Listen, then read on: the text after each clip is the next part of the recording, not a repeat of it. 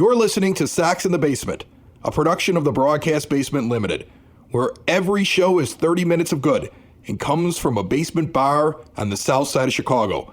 Pull up a stool, pour a cold one, and join us right now for Sox in the Basement. Heard everywhere podcasts can be found, and always at soxinthebasement.com. And belly on up to my 9-foot homemade oak bar. Pour yourself a cold one. My name is Chris Lanuti. At the other end of my bar is Dave, friend of over 40 years who lost his mind on the last episode. If you missed it, go back and listen, but it is not for the faint of heart. That episode, this episode, and all the other episodes of Sox in the Basement brought to you proudly by Family Waterproofing Solutions here on the southwest side of Chicago. Family-owned, veteran-owned, female-owned. Foundation or basement issues of any kind, call on them. The phone number's right on the label for Sox in the Basement in your podcast player. You can go to famws.com. It's very easy to remember how to get a hold of them, though, because all you got to do is bring up the Sox in the Basement podcast right there on the logo. There's all the info for Family Waterproofing Solutions, big proud sponsors of Sox in the Basement, and thank you to them for providing so much to us so we can bring you not one but two shows a week now. On the show that came out on Wednesday, my buddy Dave down here, sitting here, not even looking like he wants to talk on the microphone, lost his gourd, completely went off the deep end. The Tony La Russa hire broke him. And a lot of people have asked me, was that real? Yeah, that was real. It's still real. It's uncomfortably real as he sits down here. I think he's insane. I will read some of the comments that were put out. James Fox, our guest today, is going to be breaking down the White Sox possible path through free agency and who he thinks they're targeting first. Coming up here in just moments on this show, actually retweeted the episode even though he wasn't even in it, saying this episode features Dave at his finest, absolutely wonderful. So he thought it was hysterical, but it was crazy talk. On Twitter, at ShySoxShins, listening to Sox in the Basement podcast, and I gotta say, I'm not at Dave's level. However, I think if this doesn't pan out, Dave will not be the only one who can't and won't forgive Jerry Reinsdorf. What a great episode. Folks, don't encourage him. At Big35Hurt says, Chris, I gotta say, you're far and away the smartest guy in all these White Sox podcasts. Thank you. Thank you very much. You win points with me for that one. Keep up the good work. P.S. Dave, and I'm gonna paraphrase here, is not acting like himself on this Tony hiring. It will work out extremely well. Tell him to go take a pill or something. Another one I'm going to have to clean up here. This was on Facebook. Mark says, listening to Dave whine and moan like a 5-year-old was so embarrassing. Worst reaction I've heard from a Sox fan yet. La Russa is now the manager and the Sox will be thanking him soon enough. Love the show, by the way, but this one was tough to listen to. Trust me, it was tough to be a part of it. Like I said, everybody thinks that this is like an act. It's not an act, my friend. Are you going to be able to come back and do the show this week? What are you prepared to talk about this week? You know, it's amazing. I have started reading some Danielle Steele novels. I never really knew just the nuances of the writings and the alliteration and the foreshadowing. I mean, it's really, dude, it's deep stuff, man. It's really good reading. I mean, it's way, way better than reading White Sox updates because, like, you know, at the end of some of these Danielle Steele novels, the bad guy who is either incompetent, greedy, or just an idiot actually dies at the end. So it's really rewarding to have that happen, you know, and just to see, wow, you know, the good guys, the people who deserve to win actually could win sometimes. The hero actually gets the girl instead of what we got, which is Tony La Russa. All right, I see we're acting like a baby again. That's great. Fine, just sit there. I planned an entire show. I can do it without you. I don't even know why you drove over here if this is your plan. It's a beautiful weekend. The sun is shining. Tony La Russa has an awful lot of names he's got to learn, but still, I'm not buying this whole thing that the media is trying to push now, that somehow Tony La Russa not knowing all of their names at this very moment means that he won't be able to manage this team. I'm also not buying the hype machine trying to get clicks that keeps bringing up Tim Anderson wants to keep flipping bats. Like that's going to somehow make Tony La Russa not want him on his team. Tony La Russa will be just fine with it. I think I said this on my last show or 2 shows ago. Albert Pujols pimped a lot of home runs. If you're a good player, I think Tony will be just fine with it. You want to know what Tony La Russa wants? He wants to win a title. You want to know what Jerry Reinsdorf wants? He wants Tony to win a title to get some sort of weight off his shoulders that Tony La Russa went to the Hall of Fame and got 3 World Series titles, and none of it had anything to do with the White Sox. And the Sox are flush. Fangraphs put out something within the last 24 hours. A depth chart gauge. A quick way to look at the 2021 positional strengths and weaknesses. There are only 3 teams in Major League Baseball that were listed as having a strength at every position on the field. The White Sox were one of those teams. Another one was the Minnesota Twins. It's going to be a competitive division, but the Sox are poised to have a big offseason if they want to spend the money. We're going to talk to James Fox here coming up in 60 seconds, joining us on Sox in the Basement about what the path may be through free agency and who the Sox might start with first. Sox in the Basement, found everywhere podcasts can be found, and always at soxinthebasement.com. Sox in the Basement listeners, congratulations. You have a new Southside hangout. Jack's Place in Chicago Ridge at 7000 West Southwest Highway. Jack's Place is a small, clean sports bar with a flat screen everywhere you look. Plus, their private video gaming room is away from the cheers of those watching the game. And with the cleanest bathrooms in town, they are a great date night spot. And now Jack's Place is teaming up with John Natanic and Country Insurance for Teacher Appreciation Days, union member specials, and Police and Fire Fridays. Follow them both on Facebook for dates and details. Plus, give John a call now at Country Insurance, 708-289-9935 for your home, auto, or life insurance needs. Plus, a free Dunkin' Donuts gift card given out to you, and all you have to do is text him right now. Use that number, let him quote you, no strings attached, 708-289-9935. Jack's Place in Chicago Ridge and John Natanic at Country Insurance. They have you covered, Sox fans. Joining me on the phone line right now, good friend of the show. We've had him on a bunch of times since Dave isn't talking yet. I got to fill this show with guests, and who better to go talk to than James Fox, future Sox, writes for SI. The man is everywhere around the White Sox. He's done a great job over the last couple of years. And although I know he was disappointed in the managerial hire, he has at least been able to move on. How are you, James? I'm okay. I'm a lot better than your partner is. My goodness.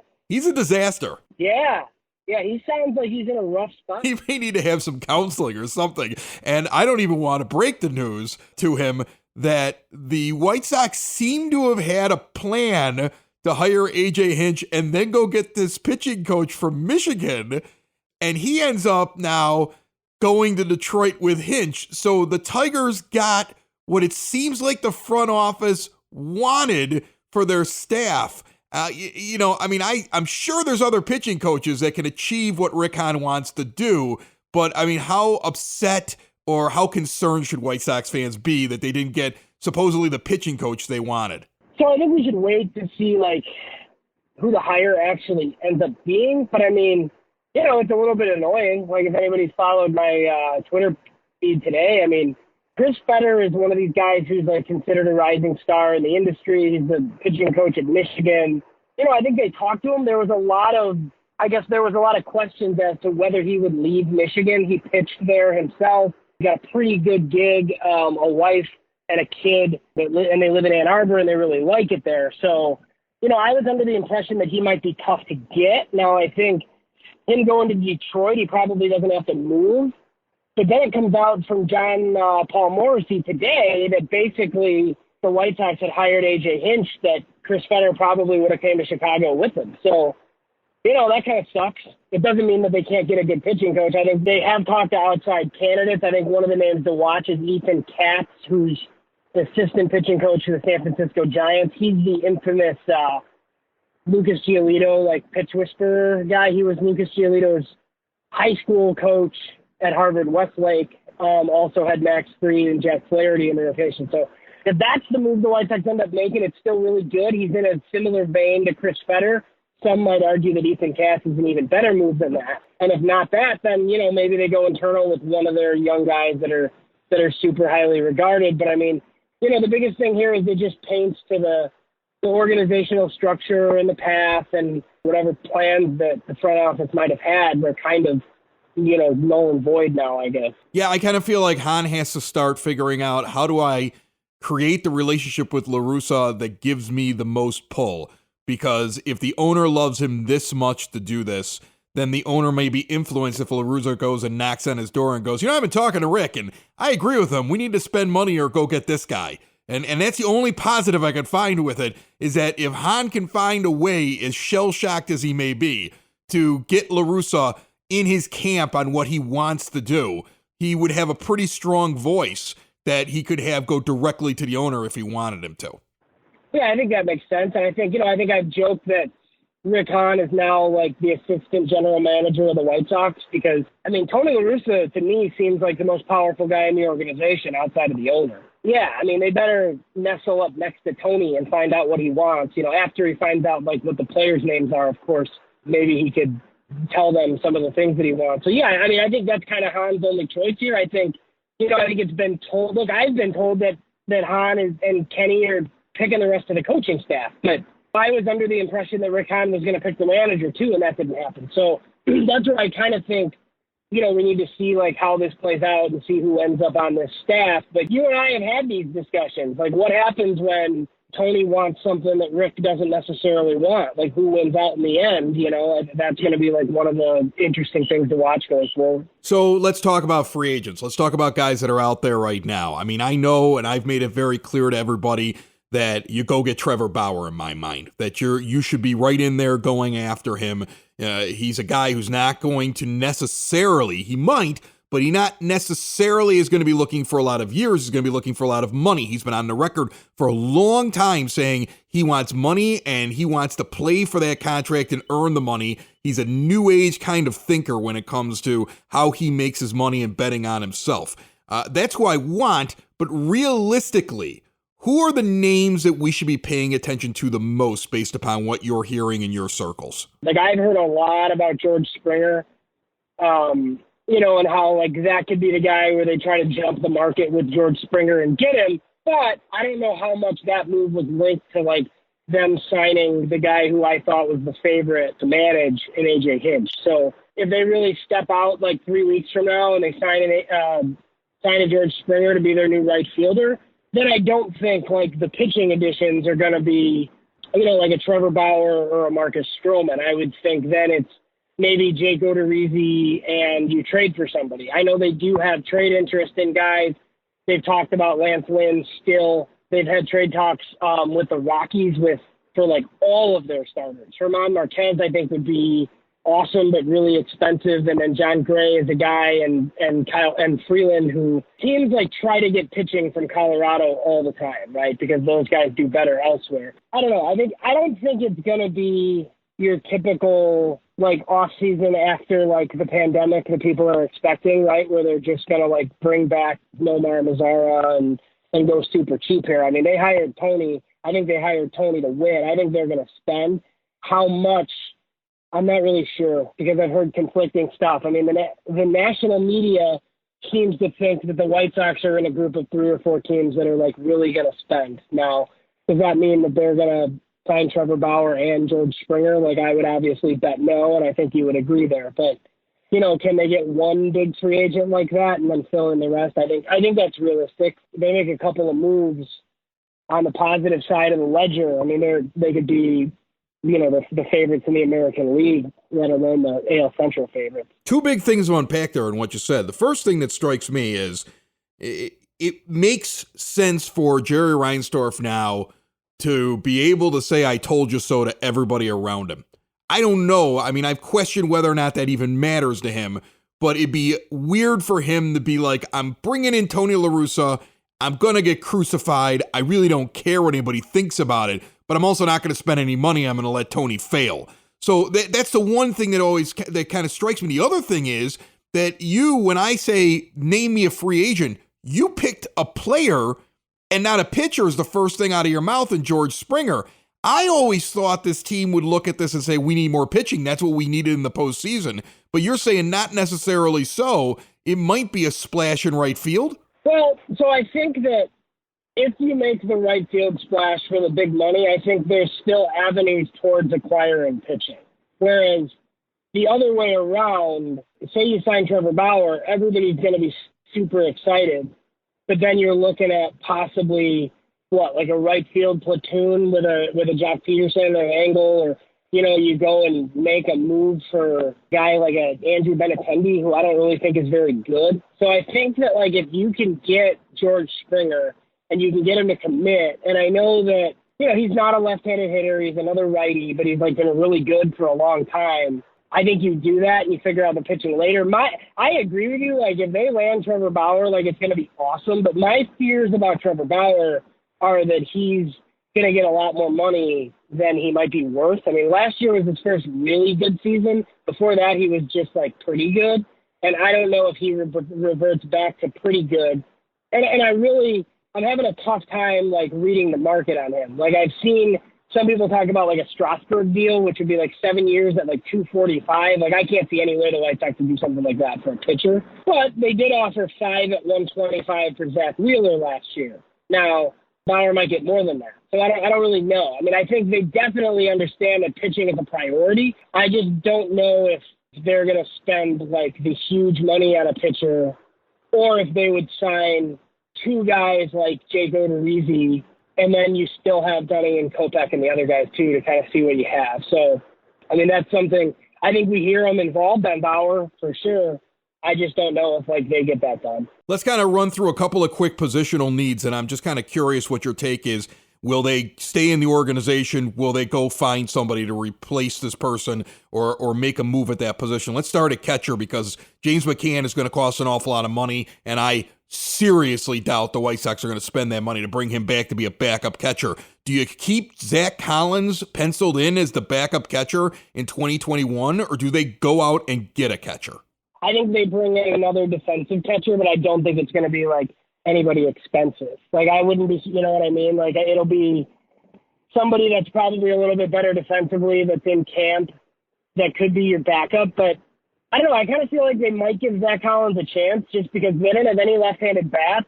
And from what I understand, the reason why Zach Collins wasn't really given a shot was Ricky Renteria. Like Ricky just, for whatever reason, Ricky didn't like Zach Collins very much and he didn't trust him. So now that Ricky's gone, I think that helps Zach Collins. But I also understand people's apprehension to have, like, Zach Collins as your primary backup. But you can't really deal him, though. Like, he doesn't have any value because the Sox, like, have used him weird, and they haven't really found a way to extract any value because they haven't used him. They played Wellington Castillo over him. He didn't play very much last year. It's a weird roster. So I don't foresee them spending money at backup catcher, but it could be, like, a new name. Seen all sorts of stuff about Yadier Molina on Twitter, and it makes no sense. Like they are not gonna, like having McCann last year, some people thought was a luxury, but like it just doesn't make any sense. Like when you have Yasmani Grandal for the money that you paid him, that dude has to catch like probably 120 times, and you're not gonna have DH and first base open because you have Jose Abreu, and you're probably gonna have Vaughn like in short order. So I don't really understand where some of that comes from. I mean, yeah, it's like can't have too many good players, but the roster's still weird. So as long as Jose Abreu's here, and that's fine, like he had a great year, obviously, probably going to win American League MVP, it kind of makes the roster fits a little bit tough because you don't have like a DH spot open. Another position that I'm curious about is Nick Madrigal's position, second base. I've read a few things where people are indicating don't believe 100% that's his automatically. I'd be surprised by that. I'm kind of curious about what your take is. Is this team thinking they could move him? Is this team thinking he's there, he's playing pretty much every game at second in 2021? Or is this team thinking we should have another option or somebody to push him at second base?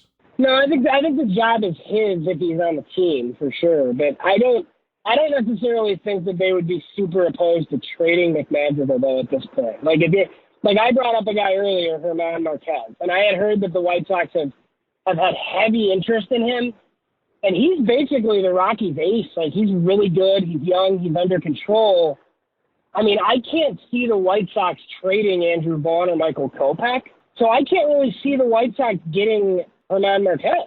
Like I don't know how you do it without one of those guys, unless you find a team that really loves Nick Madrigal and you include like a Dylan Cease in that package and maybe some prospects to go with it. So, I think Madrigal used in a deal for a pitcher and then turning around and signing a Tony La Stella or a Colton Wong to play second, you balance out your lineup with another lefty. I think that makes some sense.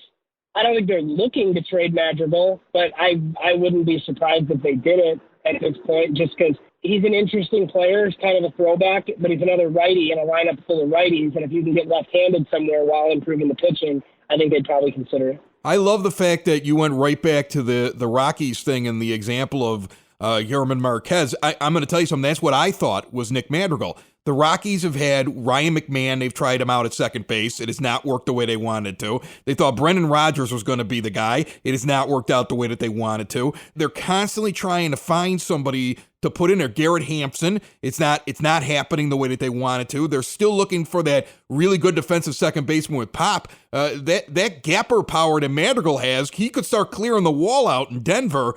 It'd be interesting to see if they're interested in going and grabbing a guy like Nick Madrigal. We go out and get a guy like Colton Wong, and we pick up a really good pitcher out of the Rockies organization when it's all said and done.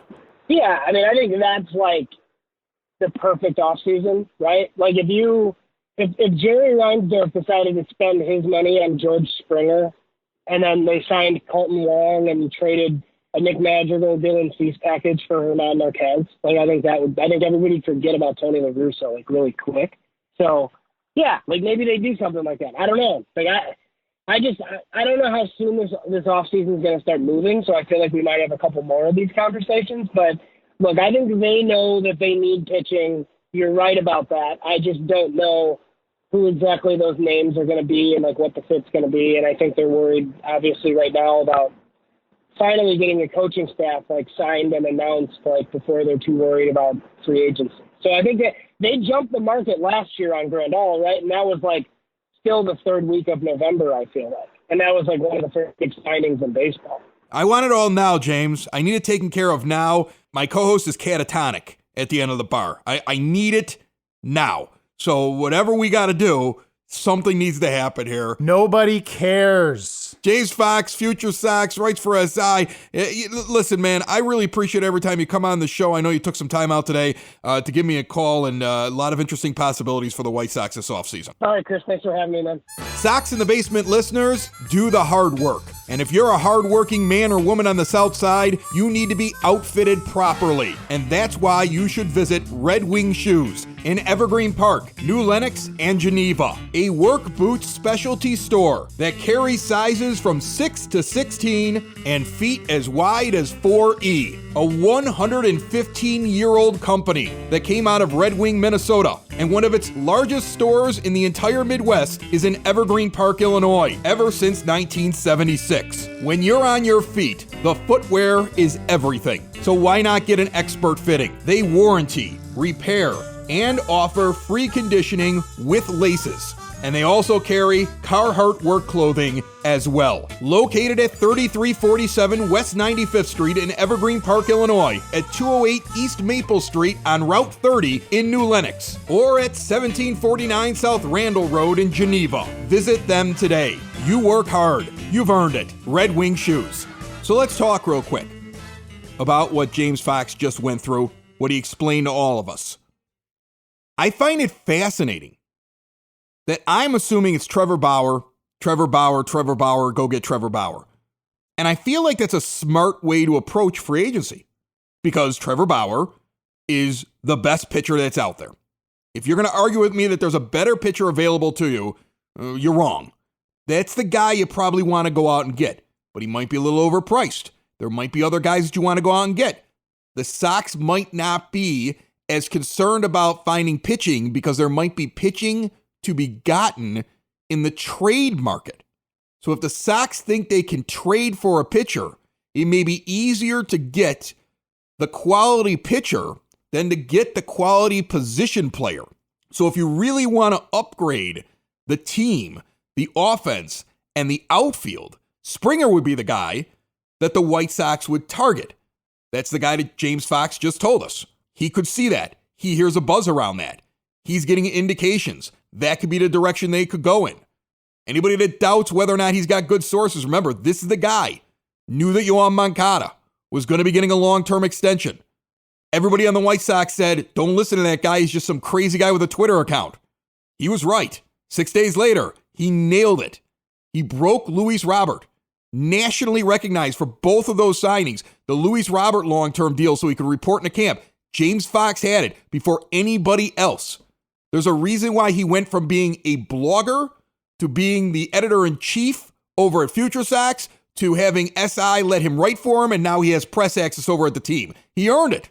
And I trust him a lot more than I trust other people that supposedly have insiders. We're very fortunate here on Sox in the Basement. We get to talk to guys like James Fox. We get the national scene from Chris Wick. We got Scott Merkin from MLB.com who covers the team and give you a feel as to what's going on. And we can kind of glean things off of Scott when he comes on the show. Because he doesn't hide anything from you. As long as you ask him the right kind of question, he'll give you the answer in one way or another. I love the guys who are able to get on this show. James is a big part of that. If he tells me that he has indications that it's possible the Sox could target Springer off the bat because they think they can go get a pitcher, that the Sox have interest in several pitchers on the Rockies pitching staff. And remember, when you look at Rockies pitchers, you go, well, there's this guy, there's this guy, there's this guy. They're kind of average, they're kind of middling. But when they're in Colorado, all pitchers look bad.